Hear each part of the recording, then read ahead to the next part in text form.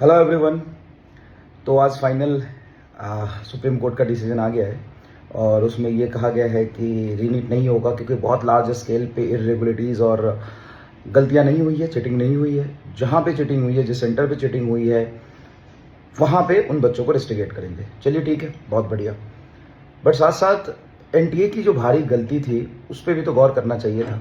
और एक new controversy unlock हो गया कि एनसीईआरटी सही नहीं है। एनसीईआरटी में जो लिखा है वो सही नहीं है, जो सही है वही सही है।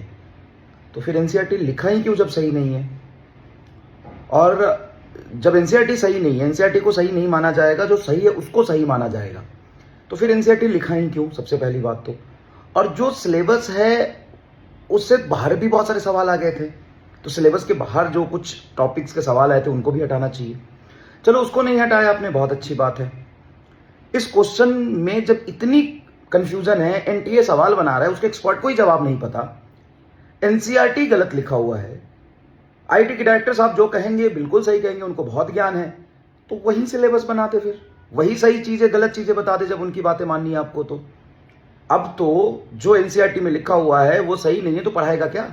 सिलेबस जो देगा वो स्ट्रिक्टली उसको फॉलो करेंगे तो वहां बाहर से भी सवाल आ सकते हैं। तो इन सब चीजों पे भी एक्शन लेना चाहिए था। हालांकि जितनी फजीहत हुआ है एनटीए का, शायद इससे अगले साल कुछ चीजें ठीक हो, लेकिन अब तो एक नया ही डर पैदा हो गया है कि सवाल कहां से आएगा पता नहीं, सही क्या है गलत क्या है ये पता नहीं, और कई ऐसी चीजें होती है। लास्ट ईयर भी आपने बायो में दो ऑप्शन सही दिए थे, इस बार भी आपने सही दिए थे, क्योंकि वो कंट्रोवर्सी है। उसका बच्चा कैसे सही जवाब देगा? और जिस बच्चे ने गलत किया उसको कैसे आप गलत बोलोगे क्योंकि एनटीए गलत कर रहा है? मतलब मुझे नहीं समझ में आ रहा है कि हम क्या पढ़ाएंगे। बच्चा किस हिसाब से पढ़ेगा, किसको रेफरेंस मानेगा, किस तरीके से तैयारी करेगा?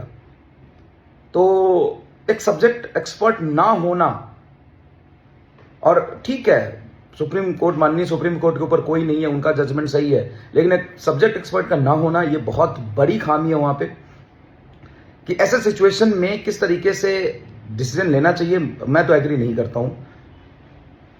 सुप्रीम कोर्ट है तो वो सही ही होगा, ये भी जरूरी नहीं है, क्योंकि अगर एनसीईआरटी सही नहीं है, सब्जेक्ट ही सही नहीं है, तो जो सही है वो गलत है, वो तो बोलना पड़ेगा।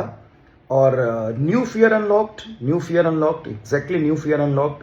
कि सिलेबस क्या है पता नहीं, सवाल कहां से आएगा पता नहीं, कुछ कंसेप्ट में डाइसी सिचुएशन होता है, उसका जवाब सिर्फ आईआईटी वाले डायरेक्टर्स को पता होते हैं, हमें पता नहीं।